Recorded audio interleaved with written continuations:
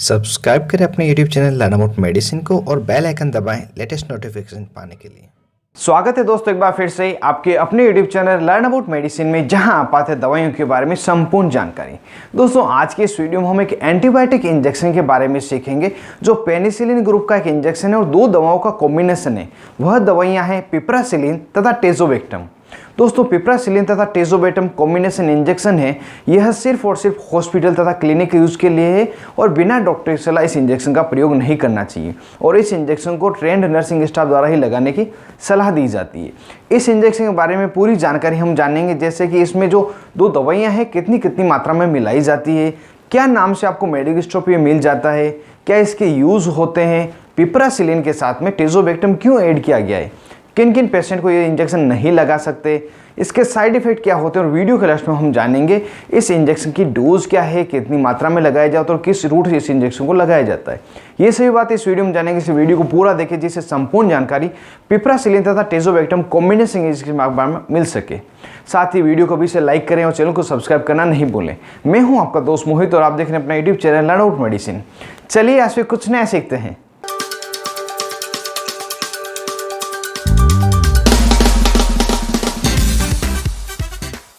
Hello friends, नमस्ते दोस्तों। Video में सबसे पहले हम पिप्रासिलिन तथा टेजोबेक्टम कॉम्बिनेशन के इंजेक्शन की ब्रांड नेम को जान लेते हैं, जिससे कि आप इसको मेडिकल स्टोर पर खरीद सकते हैं और साथ ही आप में से कई दोस्त इसको सिर्फ इसकी ब्रांड नेम से ही जानते हैं। कुछ पॉपुलर ब्रांड नेम जैसे टाजार इंजेक्शन, ड्यूराटाज इंजेक्शन, टेजोमेक इंजेक्शन, टेजाडिस इंजेक्शन और टेजोटर इंजेक्शन। दोस्तों हो सकता है इन सभी ब्रांड्स के अलावा कोई दूसरी ब्रांड आपके एरिया में मिल जाए, लेकिन जो सभी ब्रांड्स होती है उनका जो कॉम्बिनेशन इंजेक्शन का कॉम्पोजिशन रहता है उसमें पिप्रासिलिन तथा टेजोबेक्टम ही रहेगा और ये सभी ब्रांड्स एक ही जगह दूसरी सब्स्टिट्यूट की जा सकती है, एक ही जगह दूसरी ली जा सकती है। दोस्तों यदि बात की जाए इस इंजेक्शन में ये दोनों ही दवाइयाँ किस किस स्ट्रेंथ में क्या क्या मात्रा में मिलाई जाती है, तो मुख्यतः यह जो इंजेक्शन आता है 3 अलग अलग स्ट्रेंथ में आता है। जैसे कि टाजार 1.125 ग्राम, नोट मिलीग्राम दोस्तों, 1.125 ग्राम। दूसरी जो इसकी स्ट्रेंथ है 2.250 ग्राम और तीसरी जो स्ट्रेंथ है 4.50 ग्राम। ये अलग अलग इसकी स्ट्रेंथ होती है। इसमें क्या क्या मात्रा मिलाया जाता है वो मैं आपको बता दूं। पहली जो स्ट्रेंथ थी 1.125 ग्राम, उसमें पिप्रासिलिन 1000 मिलीग्राम या 1000 ग्राम आप कह सकते हैं मिलाया जाता है और जो टेजोबेक्टम है 125 मिलीग्राम मिलाया जाता है। दूसरी स्ट्रेंथ जो 2.250 ग्राम की थी उसमें 2 ग्राम पिप्रासिलिन तथा 250 मिलीग्राम टेजोबेक्टम और तीसरी जो स्ट्रेंथ थी 4.5 मिलीग्राम इंजेक्शन की, तो इसमें 4 ग्राम जो है पिप्रासिलिन और 0.5 मिलीग्राम टेजोबेक्टम ऐड किया जाता है। इस तरह से इसमें अलग अलग तरह से ये ऐड किया जाता है और इसी कारण से इसकी जो स्ट्रेंथ लिखी जाती है पॉइंटों में अलग अलग लिखी जाती है। उम्मीद करता हूँ आपका डाउट ये क्लियर हो गया होगा। मुझे कई बार ये कमेंट में पूछा गया दोस्त सर कि 4.5 या 2.250 ये क्यों लिखे जाते हैं।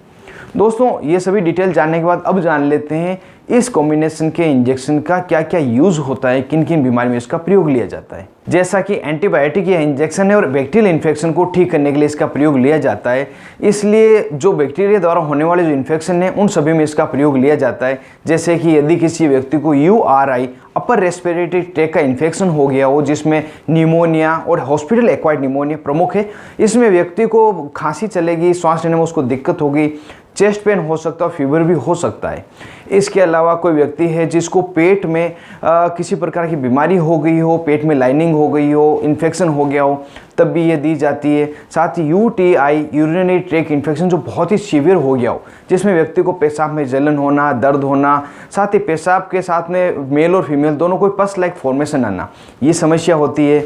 महिलाओं में पल्विक इन्फ्लामेटरी डिजीज़ नाम की बीमारी, जिसमें पल्विक एरिया में महिला के इन्फेक्शन हो जाते हैं, जिससे कि महिला को वेजाइनल डिस्चार्ज की समस्या का सामना करना पड़ता है, lower abdominal pain, back pain भी होता है। इस बैक्टीरियल इन्फेक्शन में भी यह जो इंजेक्शन है काफ़ी फायदेमंद है। इसके अलावा कोई स्किन का इन्फेक्शन हो या सॉफ्ट टिश्यू का इन्फेक्शन हो, उसमें यह दिया जा सकता है।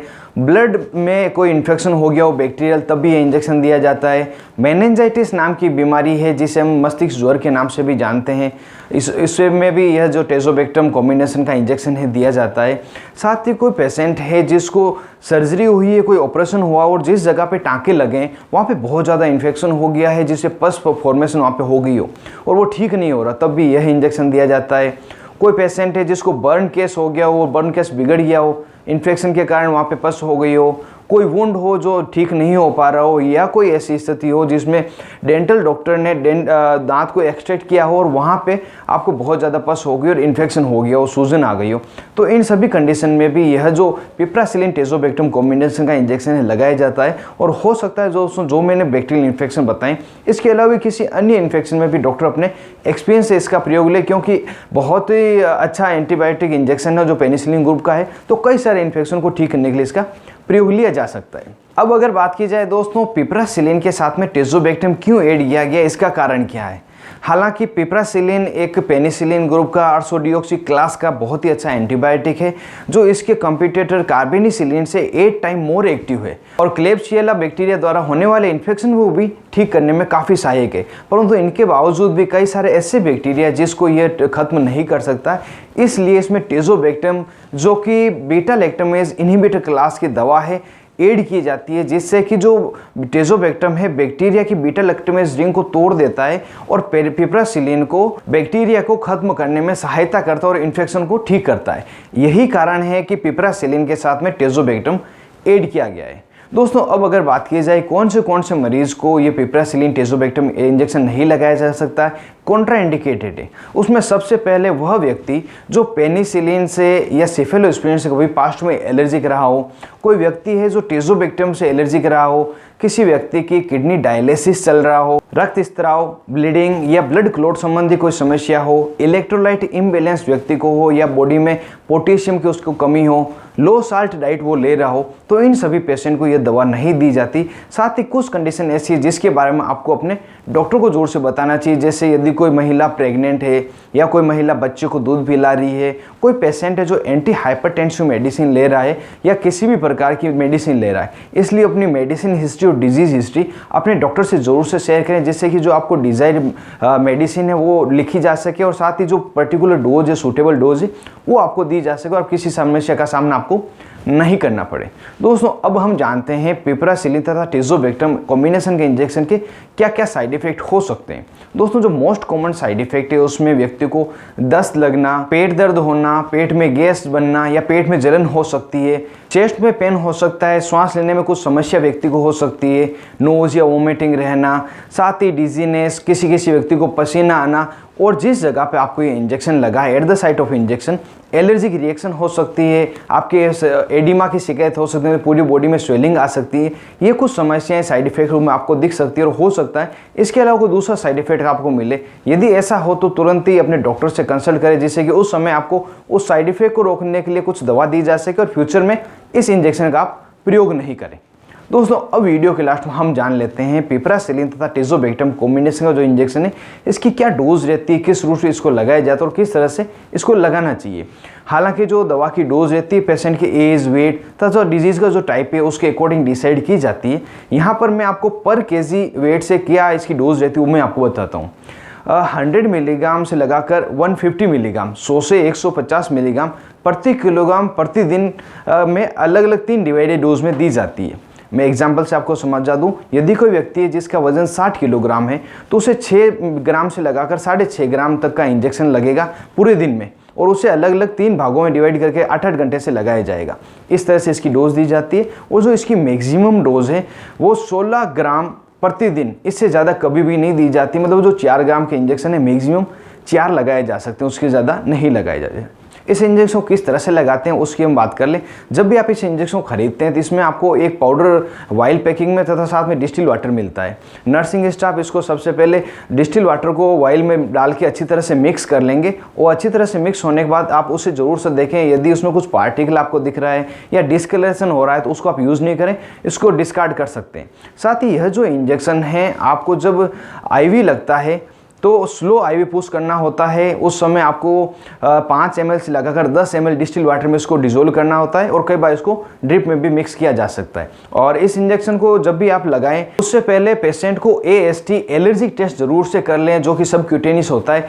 हो सकता है वो पेशेंट जो है पेनिसिलिन से एलर्जिक हो और उससे बहुत ज़्यादा घातक रिएक्शंस हो जाए, जिससे उसकी जान पे बन जाए और बहुत बड़ी समस्या का सामना करना पड़े। इसलिए जब भी आप ये इंजेक्शन या कोई भी पेनिसिलिन ग्रुप का या कोई भी पाउडर फॉर्म का इंजेक्शन लगाते हैं तो आप एक बार AST जरूर से कर लें। और कई बार जब बहुत ज़्यादा सीवियर इन्फेक्शन होता है, जब पिपरासिलिन टेज़ोबैक्टम इंजेक्शन दिया जाता है, तो डॉक्टर द्वारा इसके साथ में पैरेलल ट्रीटमेंट के रूप में जेंटामाइसिन या टोब्रामाइसिन ये इंजेक्शन भी दिए जाते हैं। तो ये भी उसके साथ में कई बार लगाते हैं, वो डॉक्टर की एडवाइस पे ही लगाया जाता है।